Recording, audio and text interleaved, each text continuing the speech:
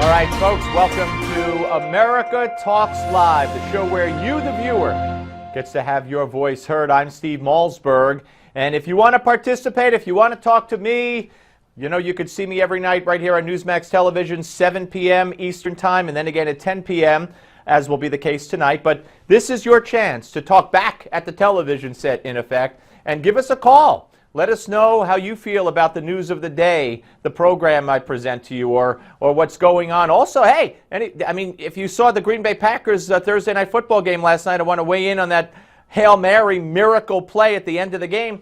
That's okay, too. So what you could do is call us at 877-NEWSMAX. You could tweet us at Newsmax TV. Follow us on Facebook at facebook.com/Newsmax TV. And send us your comments to newsmax.com/comments. Now, the latest, the very, very latest on the investigation into the attack in California, San Bernardino, the head of the FBI, James Comey, just made this announcement moments ago. We're here today because we want to make sure you understand that this is now a federal terrorism investigation led by the FBI. And the reason for that is that the investigation so far has developed indications of radicalization by the killers and of potential inspiration by foreign terrorist organizations. All right, so there you have it. The FBI finally, now there was a press conference in San Bernardino about an hour or so ago where the local head of the FBI in charge of the investigation said that the investigation is proceeding as a terrorist investigation without being willing to come out and say it was. Something else Comey said, actually a couple of things. He said that a lot of evidence that they have gathered doesn't make sense. He did not elaborate on that all that much, so we'll keep that in mind going forward. He also said there is no indication that the shooters, the husband and wife, and this is me talking now, the radical jihadist Islamists who committed this act of Islamic jihad, because we know that the wife pledged her allegiance to ISIS right before the attack, no indication, the head of the FBI, James Comey, said that they were part of a cell or a network. So I think that's important to point out.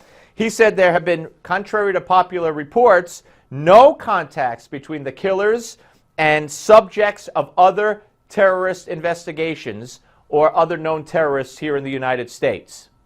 He also gave a plea, if you will, to the American public. Do not let fear become disabling. In other words, don't avoid your daily routines. Don't avoid doing what you do. Don't avoid going to places. He said, don't let fear become disabling, and if you see something, say something.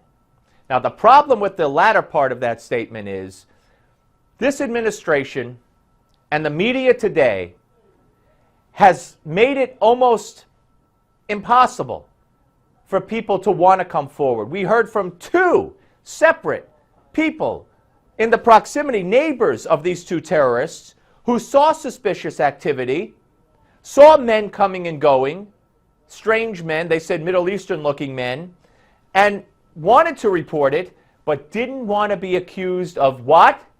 Racial profiling.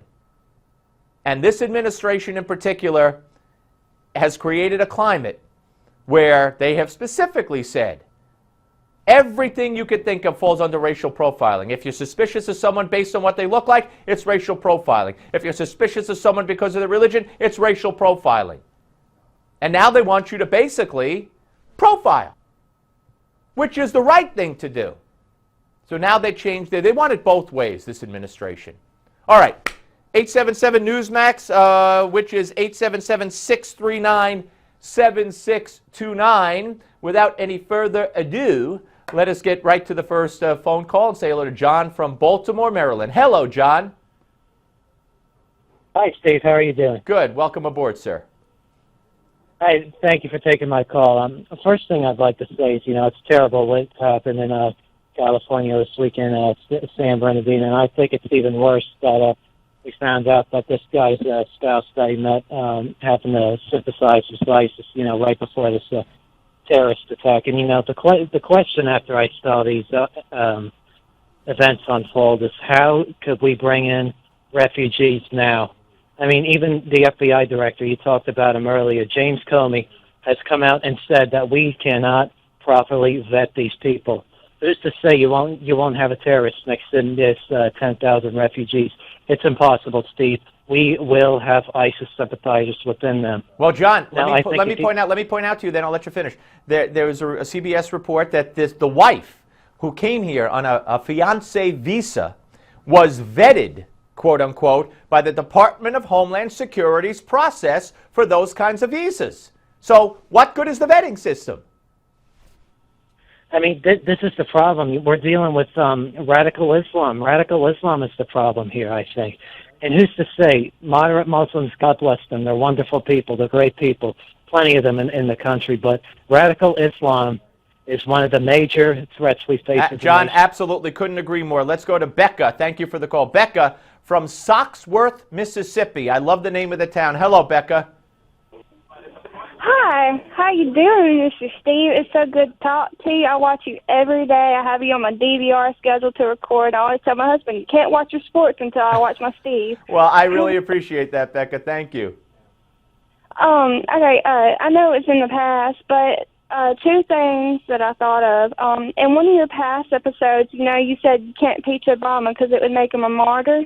Well, I didn't say that you can't impeach him by. Trump said that, I believe. Yeah. Well, like it was said.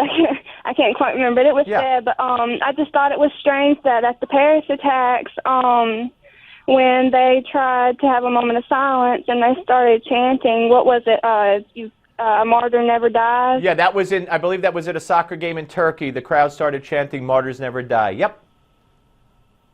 I just thought it was strange. And another thing is how, all the lame stuff that Hillary Clinton's talking about. She said, background checks for weapons and stuff like that. I just thought it wouldn't do no good because, how many people go in gas stations these days and go get cigarettes for somebody else? You could easily just go in there and just get a weapon for somebody else. It's a flawed system. And by the way, these guns were purchased legally.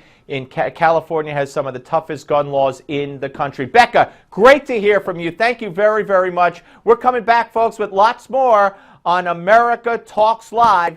Don't go away.